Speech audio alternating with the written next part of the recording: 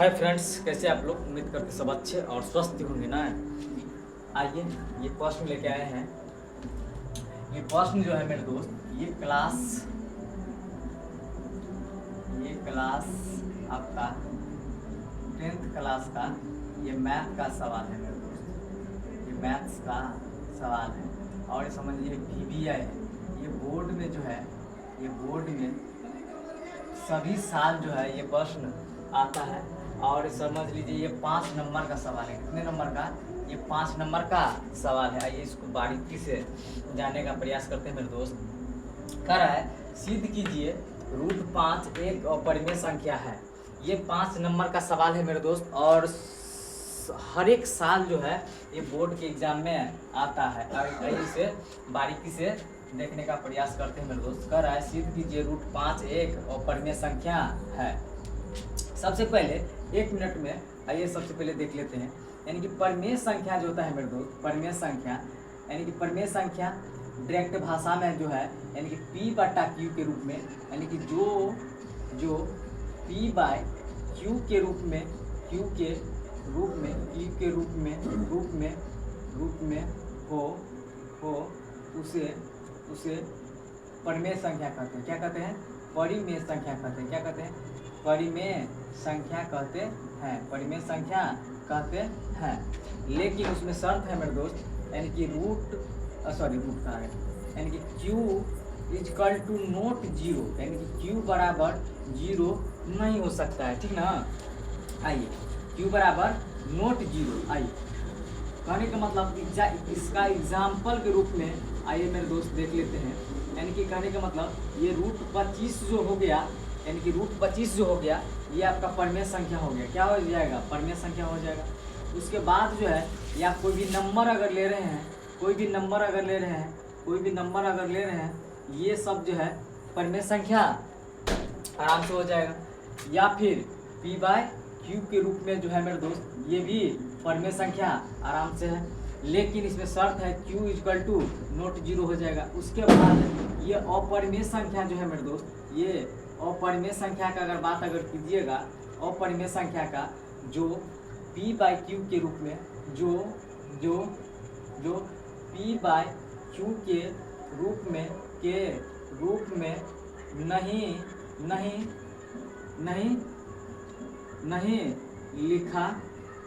नहीं लिखा होगा, या ऐसे कीजिए जो P/Q के रूप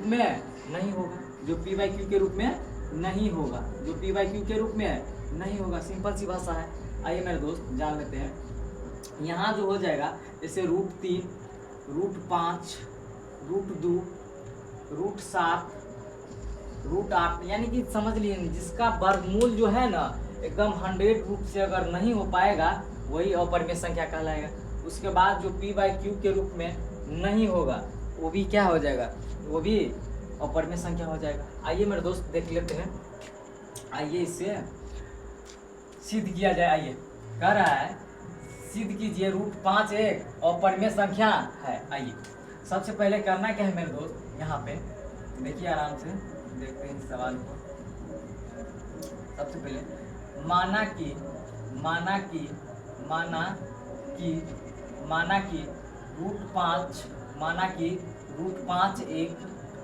√5 एक परिमेय संख्या है। √5 एक परिमेय संख्या है।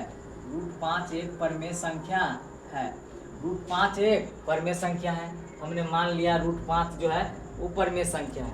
ठीक है, √5 परिमेय संख्या है। आइए मेरे दोस्त, आइए सबसे पहले करना क्या है मेरे दोस्त, ये √5 बराबर ध्यान देते हुए आइए √5 बराबर P/Q के फॉर्म में, यानी कि P/Q के फॉर्म में। आइए ये √5 बराबर P/Q जो आया मेरे दोस्त, ये जो है ये परिमेय संख्या का मतलब होता है। क्या परिमेय संख्या उसे कहते हैं, या जो होता है ये P/Q के फॉर्म में होता है।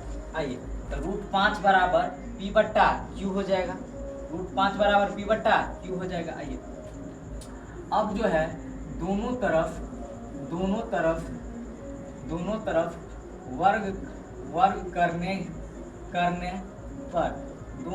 वर्ग करने पर दोनों तरफ वर्ग करने का मतलब मेरे दोस्त इसका भी स्क्वायर और इसका भी स्क्वायर। आइए ये जो हो जाएगा ये √5 का स्क्वायर हो जाएगा, √5 का स्क्वायर, फिर बराबर ये है p/q का होल स्क्वायर। आइए मेरे दोस्त 1 मिनट जानने का प्रयास करते हैं। जैसे ये p/q हो गया, p/q, अब इसका स्क्वायर जो कीजिएगा, इसका स्क्वायर जो कीजिएगा ये p² बट्टा q², ये आराम से हो जाएगा। आइए यहाँ जो है दोनों तरफ वर्ग करने पर, तो दोनों तरफ वर्ग करने पर तो √5 का स्क्वायर बराबर p/q का स्क्वायर। अब इतना आ गया। अब देखिए मेरे दोस्त, जैसे √5, अब √5 जो है इसका स्क्वायर करेंगे तो स्क्वायर से इसका रूट कैंसिल हो जाएगा, तो कितना निकल के आ गया? 5 निकल के आ जाएगा। कितना निकल के आ जाएगा? 5 निकल के आगे जाएगा। आइए मेरे दोस्त, अब जो है इसका स्क्वायर है, स्क्वायर से ये रूट कैंसिल हो जाएगा, रूट कैंसिल हो जाएगा तो उतना हमको करना नहीं, बस लिखना है। आइए मेरे दोस्त, अब जो करना क्या है, अब ध्यान से बस देखते रहिए। अब देखिए ये √5 है, कितना है? √5 है, इसका स्क्वायर है बराबर p/q का स्क्वायर दिया हुआ है। आइए अब जो है इसको लिख सकते हैं आराम से 5, ठीक है, क्योंकि स्क्वायर से रूट का कैंसिल और 5 आ गया। अब जो है यहाँ पे p² बट्टा q²। अब ध्यान से देखना है, अब एक स्टेप और चलिए। अब जो है मेरे दोस्त, अब जो है, अब ध्यान दीजिए, अब यहाँ पे स्क्वायर है, अब इसे गुना कीजिएगा, अब जो है 5q बराबर में p² बट्टा में q, इतना आराम से लिख सकते हैं, इतना आराम से लिख सकते हैं, इतना आराम से लिख सकते हैं। अब देखिए मेरे दोस्त, यानी कि भिन्न, क्या भिन्न, भिन्न, आइए यहीं पे लिख देते हैं। इसीलिए इसीलिए इसीलिए भिन्न बराबर, भिन्न इजकल टू नोट, भिन्न इजकल टू नोट पूर्णांक, नोट पूर्णांक, ये आपस में दोनों बराबर नहीं हो सकता है मेरे दोस्त। आइए अब जो है अतः ध्यान दीजिएगा मेरे दोस्त, अतः मेरा मानना या फिर अतः मेरा मानना या मेरा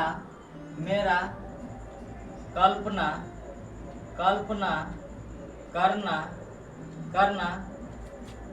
करना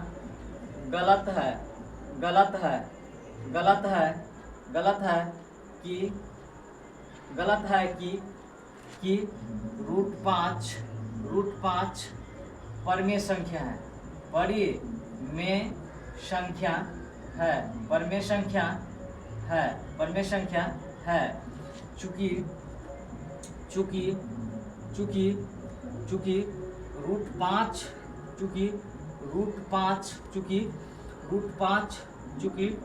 √5 परिमेय संख्या है, परिमेय संख्या है, चूंकि √5 परिमेय संख्या है। यही इसका जो है मेरे दोस्त, यही इसका प्रूव्ड हो गया, मतलब सिद्ध हो गया। आइए मेरे दोस्त, तो सवाल जो है ये बहुत अच्छा है प्रश्न, और ये क्लास 10th का है मेरे दोस्त, और समझिए ये हर एक साल जो है बोर्ड में आता है, और ये सवाल जो है 5 नंबर का है, तो बहुत अच्छा सवाल है, एक बार देख लीजिएगा मेरे दोस्त। और ये छोटा छोटा पॉइंट पर जो है ना आपको काम करना चाहिए, क्योंकि यहीं से बेसिक जो है, बेसिक डॉट जो होता है यहीं से क्लियर हो पाता है, और फिर इस हिसाब से ये सवाल जो है वो बनेगा। इस हिसाब से आप समझ सकते हैं मेरे दोस्त।